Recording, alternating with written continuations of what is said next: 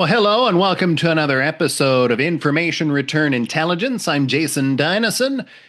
This show keeps you updated every week on what's new in information reporting, 1099s, 1042S, W-9s, and anything related to that.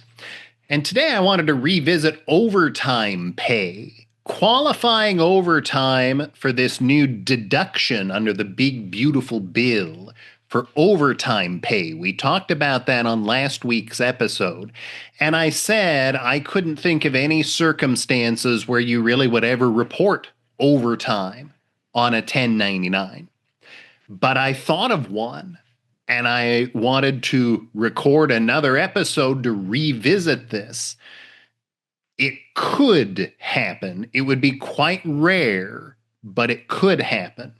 So let's revisit a little bit what we're talking about here. The one big, beautiful bill created a new deduction for overtime pay on individual tax returns.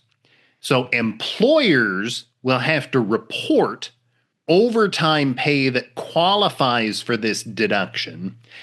The deduction itself is actually taken on people's tax returns, like their Form 1040 that they file.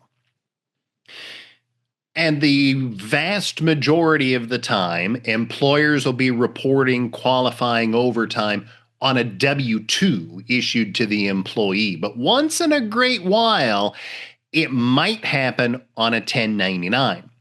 So what is qualifying overtime for purposes of this deduction? The big, beautiful bill says qualifying overtime for this deduction is any overtime paid under Section 7 of the Fair Labor Standards Act of 1938.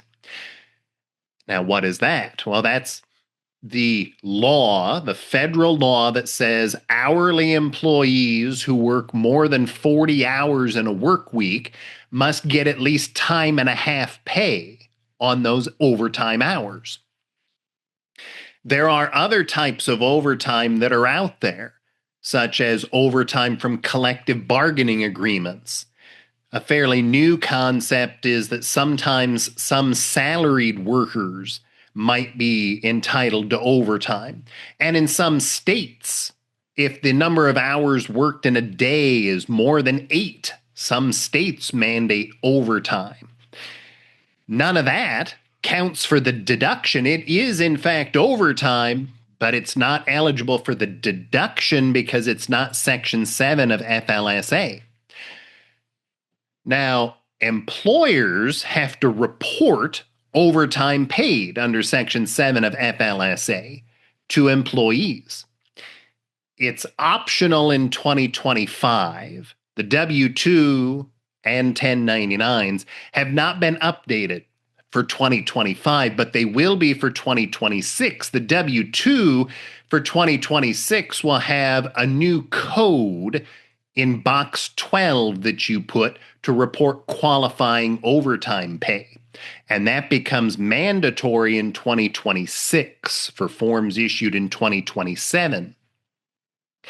Now, FLSA, Section 7 of FLSA, that's employees. FLSA doesn't cover independent contractors. Employees get W-2s. Contractors get a 1099 NEC. And if it's someone getting something else, other income or medical and healthcare payments, it's 1099 miscellaneous. None of those people getting a 1099 would be covered under FLSA. And I went round and round trying to think of scenarios where qualifying overtime pay would ever go on a 1099. And you might remember from last week's podcast, I said, I can't come up with anything. And for a while, as I kept thinking about it, even after that podcast, the cynical side of my brain even started to think, maybe this is a trap. The IRS wants you to report on a 1099 overtime pay because it's easy to flag for a worker classification audit. And, to be fair, that's actually a legitimate thought. But then if you look in Notice 2025-69 from the IRS, it gives us a clue.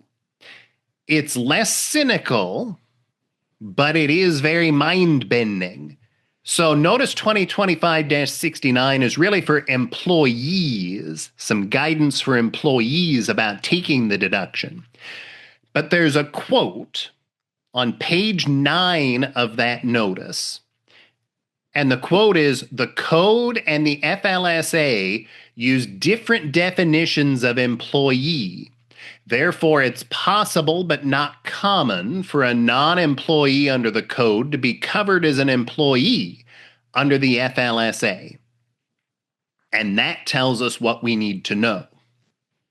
And we have to think about what's happening here. We have FLSA.